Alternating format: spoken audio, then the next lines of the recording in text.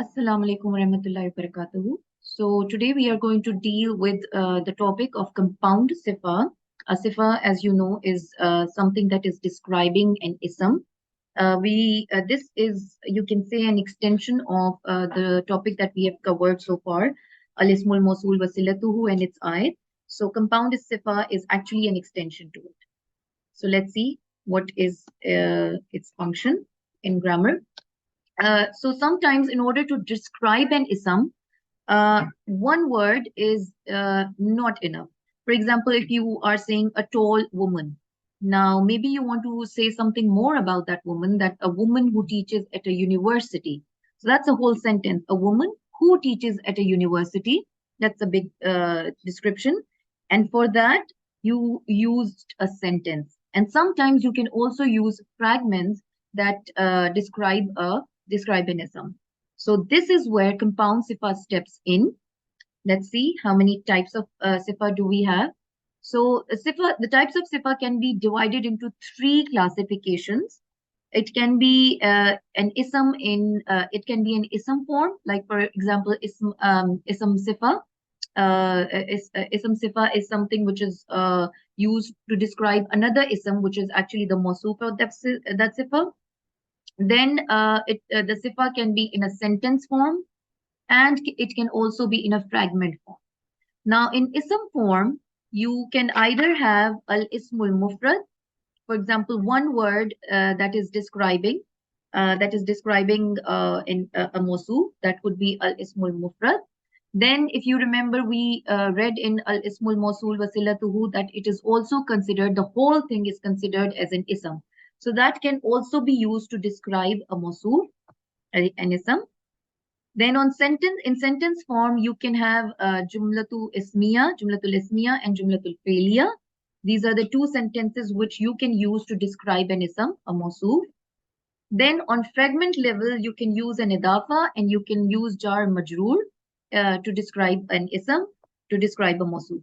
Now I've put this, I've kind of like differentiated on the basis of ism marifa. For example, if your mawsuf is a proper ism and if your mawsuf is a common ism nakira. If your mawsuf is ism marifa, it can be described with al-ismul mawsul wasilatuhu if it's marifa, if it's proper. If it's nakira, then there is no way that it can be described with al-ismul mawsul wasilatuhu. If your mawsuf is ism nakira, it can be described in these three forms: jumlatul ismiya, jumlatul fi'liya, and jar majroor. These three forms cannot be used in describing proper ism, in describing ism marifa.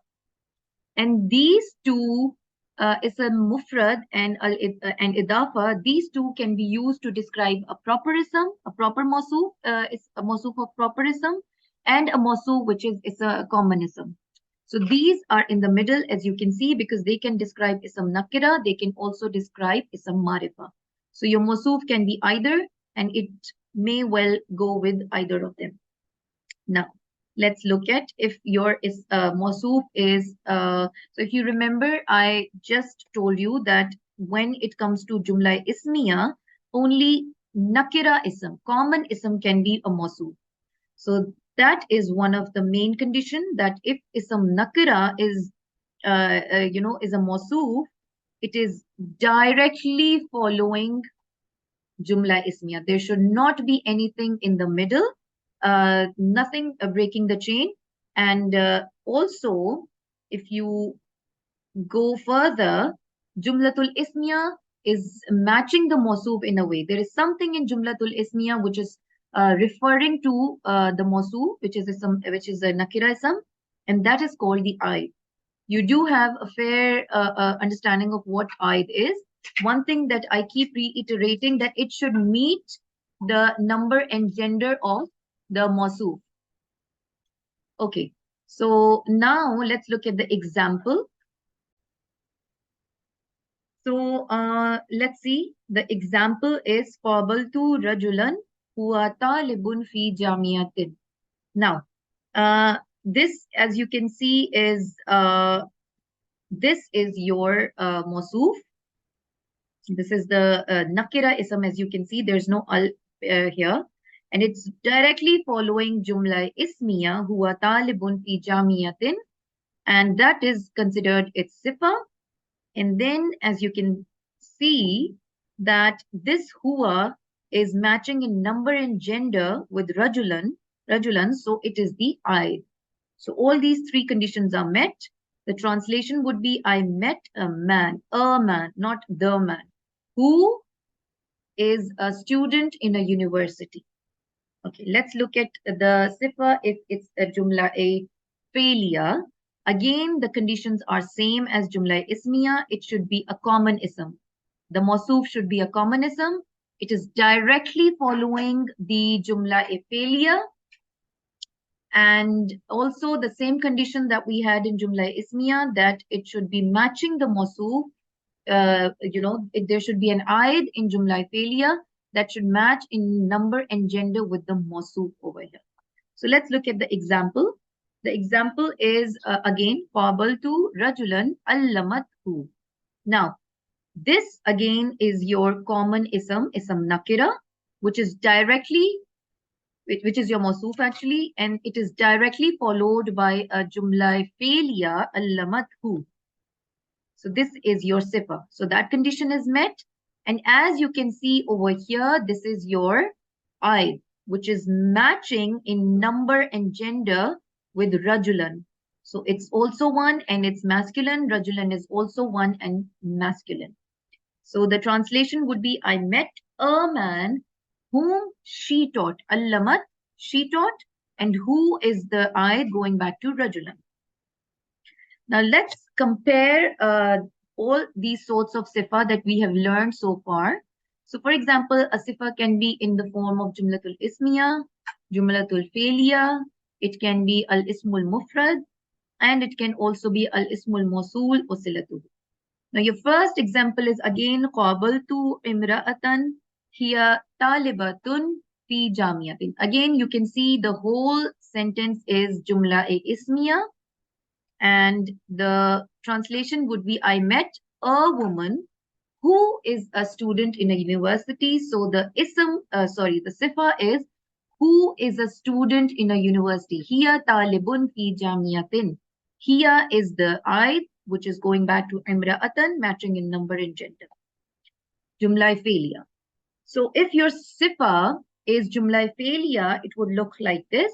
Qabaltu imra'atan allamaha.